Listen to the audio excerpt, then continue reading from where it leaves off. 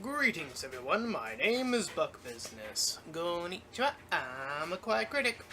And today we are here to review My Little Pony Season 8, Episode 21, Rockhoof and a Hard Place. And Season 8's trend of good episodes happening to happen when they are not focused on the main characters and or not completely recycling old story ideas continues to be the seeming trend here. Now, I'm going to apologize in advance as we did not have enough time to prepare actual notes on this episode, as work has gotten a lot harder for us, giving us a lot less time to even write notes on this episode. So if anything is out of order, then that is the reason why. But yes, we begin this episode off with Rockhoof-san going about his business, coming back to his home and seeing that things have turned for the worse. His village is being placed under an historical site so he can no longer live there. So he comes tumbling into Ponyville, where Twilight-san takes the lead in trying to help him find a new purpose, or a new place where he can divulge what he can potentially offer. So, she offers him a place in the school to teach, and by all means, he does a pretty good job, minus the accidental over boasting of the story by actually motioning out and moving about like a sort of, well, what we used to do is like a reenactment. So he gets a bit carried away, and it's reminiscent of the Yaks, in which, in fact, Unichan even seems to greatly appreciate his grandstanding and storytelling right off the bat. However, due to the damages, they seem a little bit eerie to let him continue. He is led outside where he sees a fire, and again he goes out of his way to try to solve the problem, but in return it ends up being Spike and Smolder having an apparent dragon competition. And while it is great to see Spike attempting more dragon-esque type things from time to time, it is a bit questionable as to why they would do that inside the building and not outside where it would be more safe. So I kind of am on the side of Rockhoof of, yeah, he should have gotten the students out of there. Better safe than sorry, right? In the MLP episode, the way it's written, it makes it seem like it's solely his fault, and no, I'm sorry, but I'm gonna have to take his side. He did the right thing. He got everyone to safety from a fire. That's a good thing. So yes, this episode does have its obvious weak points. It's not a perfect episode by any means, and this is an example of, yeah, no, you kind of screwed up that part, and Spike and Smolder should have been punished for their stupidity, but that's for another time, or probably never ever, since it's My Little Pony. None the case, he feels bad that he did the right thing. Nonetheless, Twilight-san is not ready to give up, so they suggest having a little meeting with the rest of the Mean Six, in which they all go over what they tried to do and how each of those positions failed. And this is probably the strength of the episode, as it does remind me, and yeah, it's a little bit biased to go over my own story in real life, going from place to place and feeling like a failure. That was my high school experience to a T.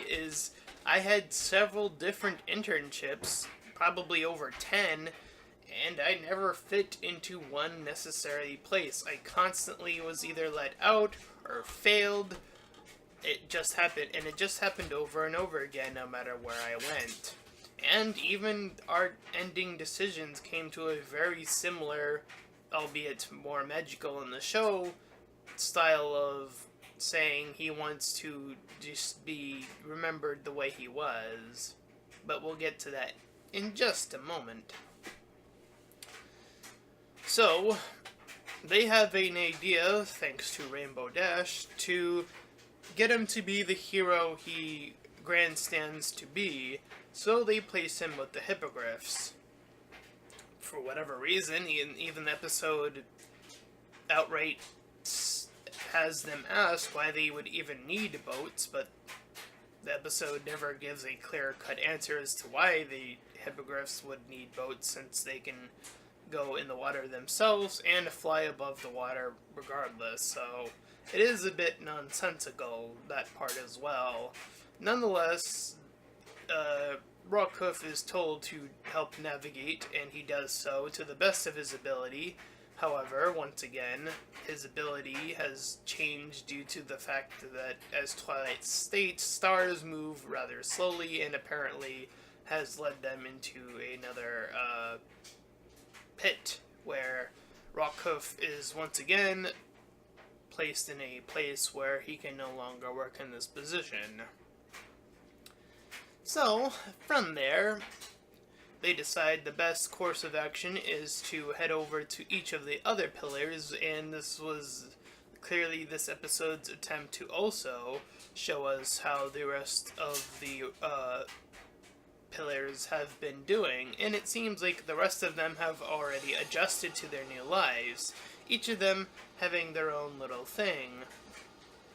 From Flash Magnuson leading the Royal Guard troop, to, oh geez, I'm gonna forget some of their names now. The beauty pony, I'll just say that. She's like in the Crystal Empire doing like crystal designs. The quote Egyptian looking pony, I forget her name as well, doing the meditative states. The healer pony expanded her business so she was able to stay where she was at the very least. And the only other individual was Star Swirl-san, who's still lolling about other locations and whatnot. And here comes the most intriguing part of the episode, where Rockhoof says that he'd rather be turned to stone, seeing how everything in front of him has failed, and Twilight actually considers doing it. That's probably the most interesting thing we've actually ever seen about Twilight, is she actually considers to do it, even for someone who is on the good side, even if it was temporary. I would imagine, since the rock thing is temporary, it almost seems to indicate like more like a prison rather than, well, as we almost first assumed it to be suicide, which is something more akin to what the Storm King did to himself in the movie, as kill himself, technically. Nonetheless, again, Twilight eventually comes to the conclusion that yes, she will do this for him if that is the ultimate decision.